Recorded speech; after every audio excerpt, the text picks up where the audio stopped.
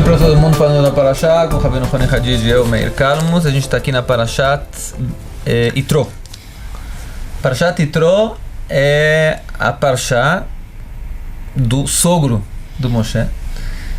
É interessante que na Hassidut se fala muito que o nome da Parashá tem que representar a essência de toda a Parashá.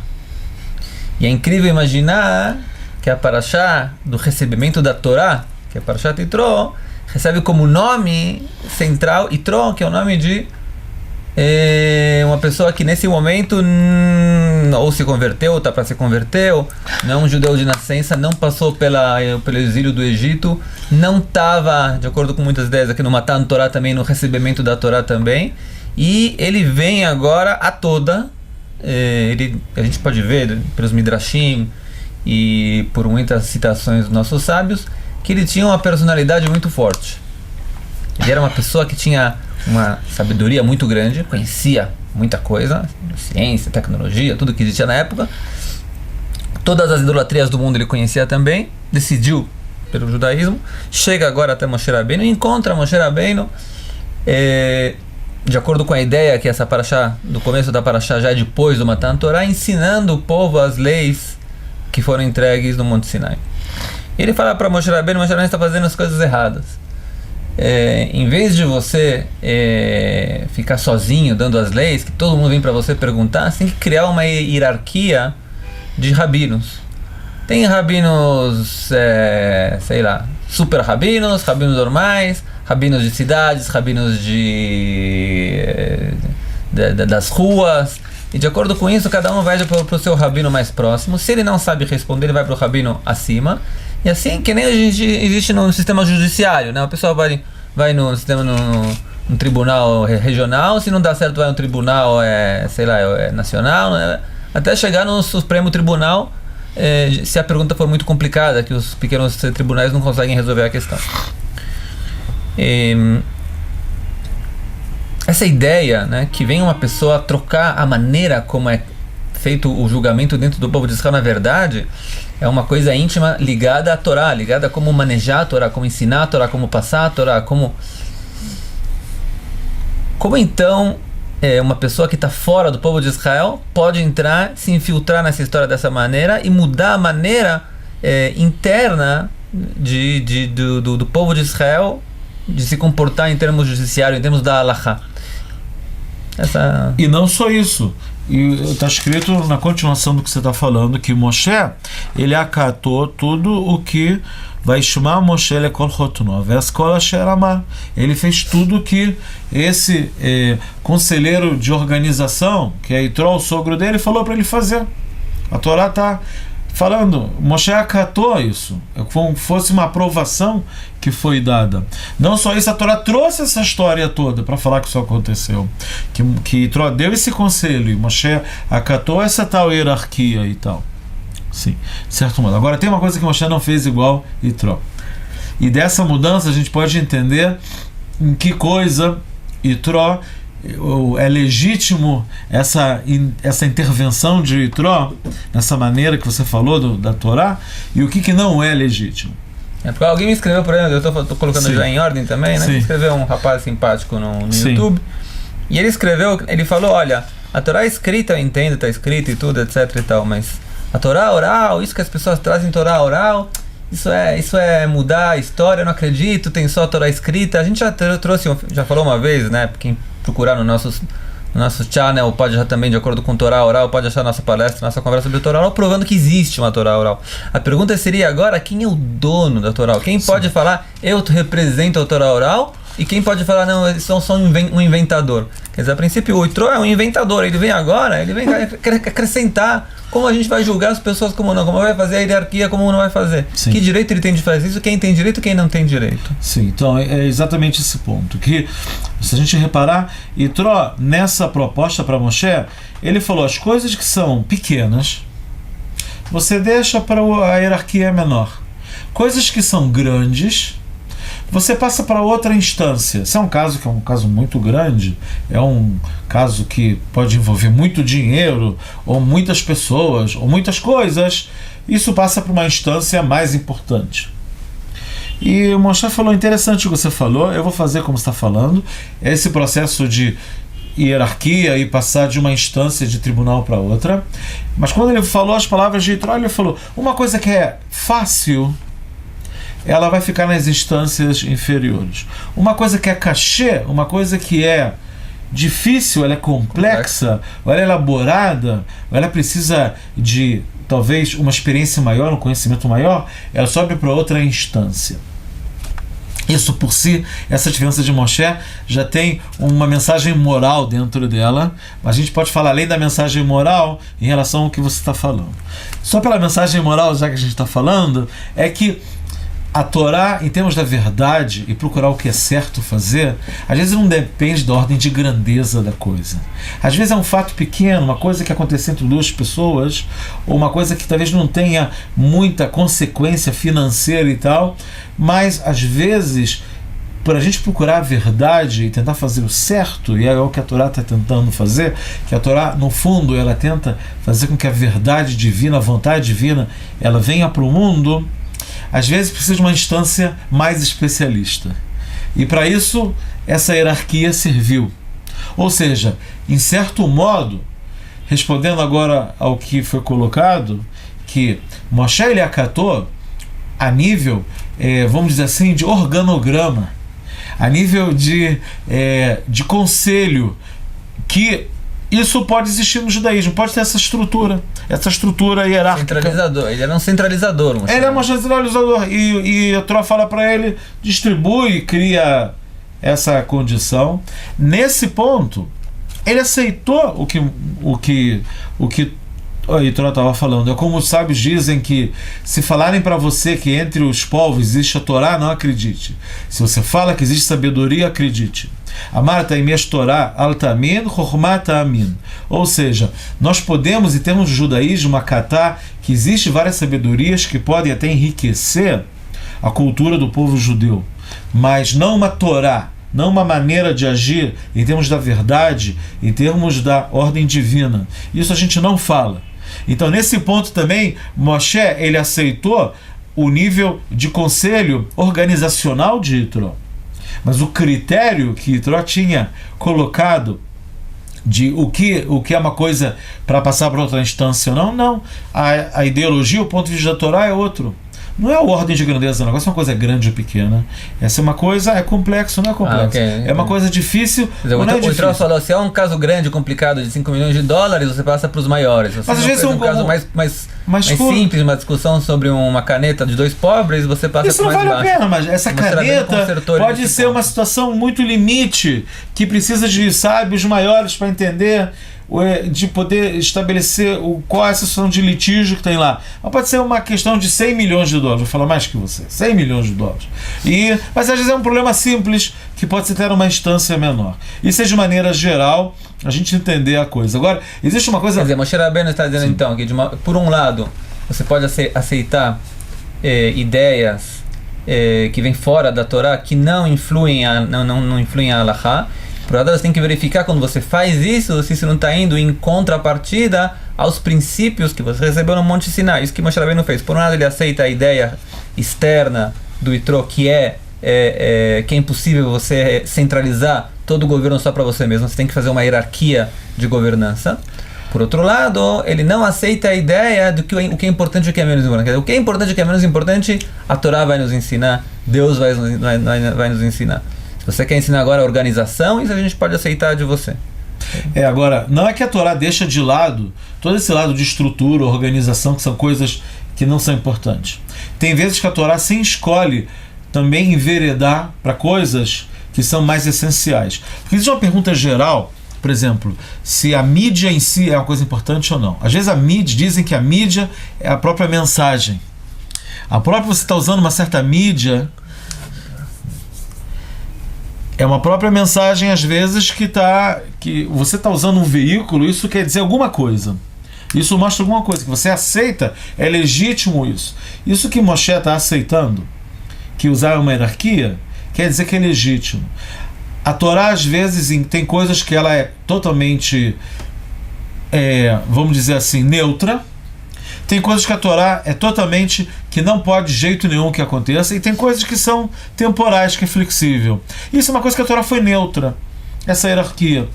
Tem coisas que a Torá é totalmente inflexível. A Torá é totalmente inflexível, por exemplo, em leis relacionadas aos sacerdotes judeus, os Koanim. Eles não podem ter terra. Eles não podem fazer várias coisas. O sacerdote judaico, ele é a antítese do sacerdote egípcio. Que ele era um latifundiário, ele tinha terras, ele cortava, ele fazia careca, ele fazia várias coisas que o sacerdote judaico não pode fazer. E se ele faz, ele não pode desempenhar o papel no Beit HaMikdash. Quer dizer, tem coisas que a nível organizacional judaico que são essenciais, que a Torá fala, a gente não faz assim dentro do regime judaico. E tem coisas que são totalmente... E tem coisas no meio. Por exemplo, a gente já falou aqui sobre escravidão, por exemplo.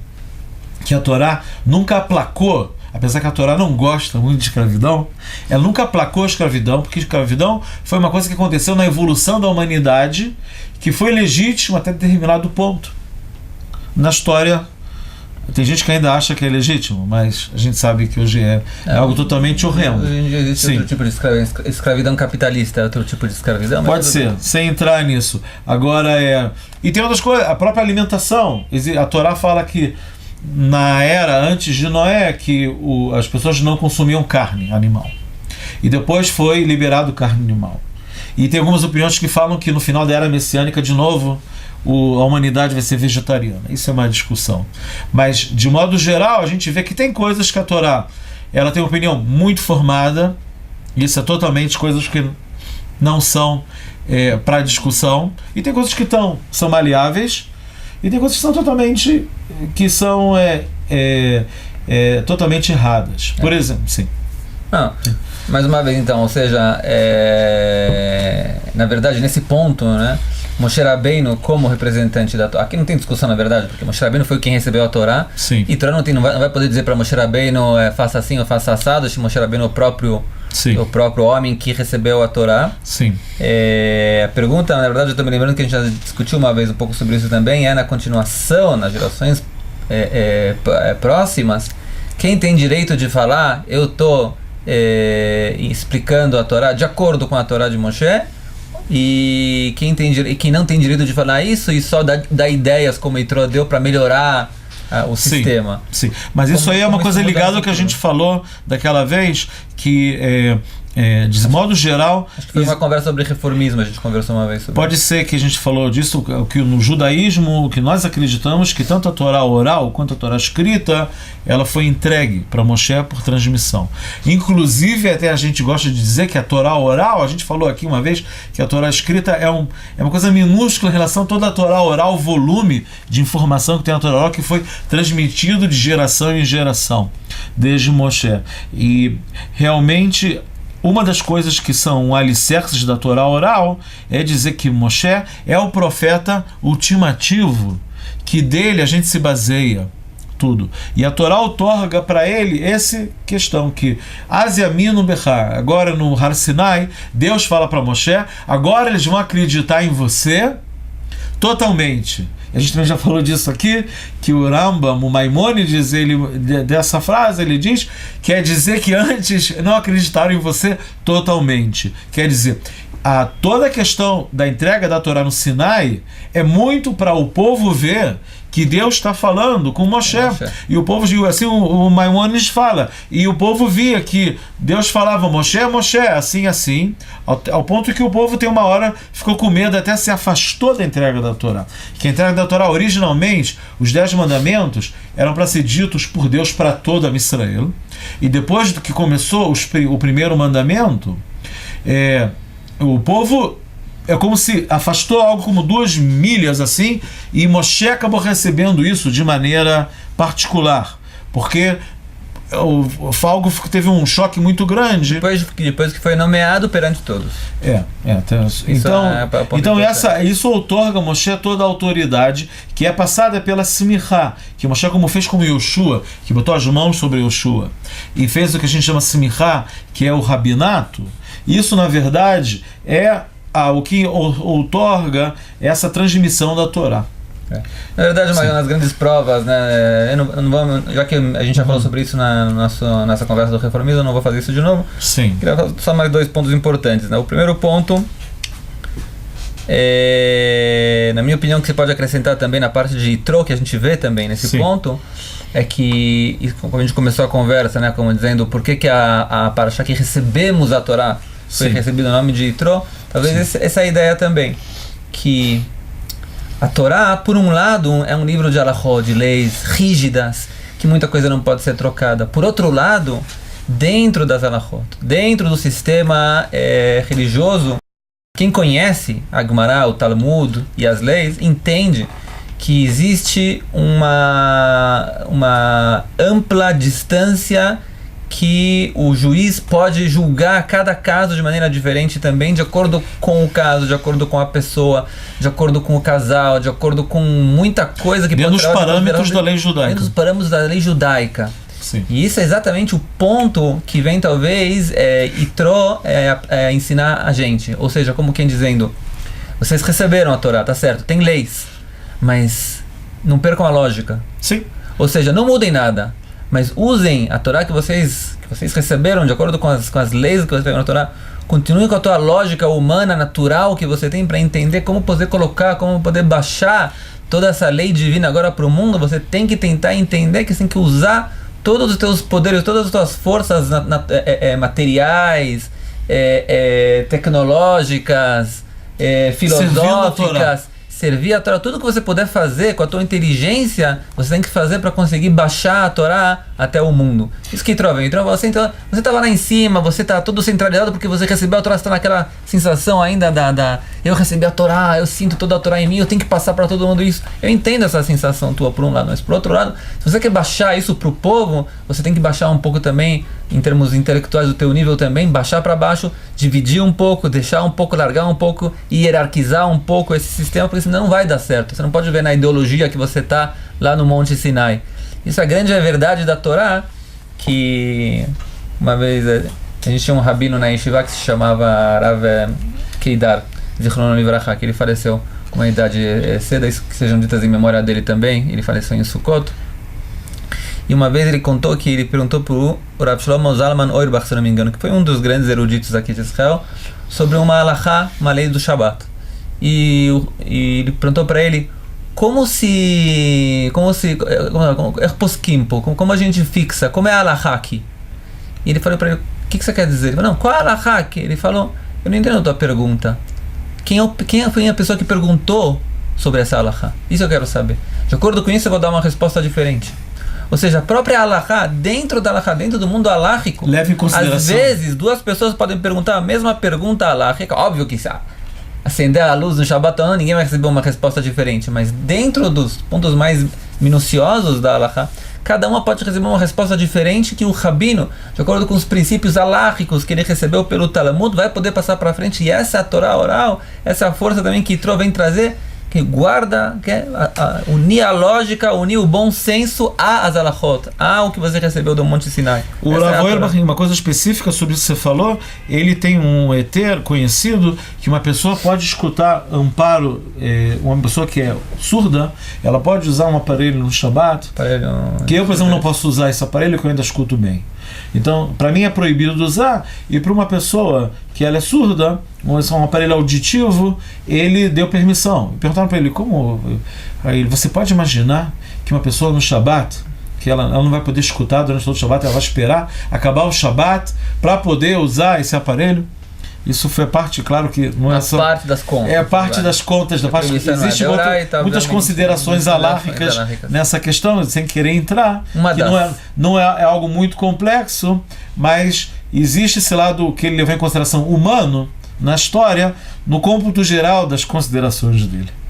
Ok, então acho que a gente pode parar por aqui. Quem quiser complementar a ideia que a gente falou no começo realmente também sobre quem tem realmente o direito de representar a Torá oral daqui para diante, pode procurar, se eu não me engano, a palavra reformistas ou reformas dentro no nosso canal do YouTube. Vai achar o nosso filminho falando sobre isso. Quem tiver dúvida pode escrever. Eu procuro de vez em quando responder quando tem um tempinho. Um abraço para todo mundo. Shabbat Shalom. Shabbat Shalom.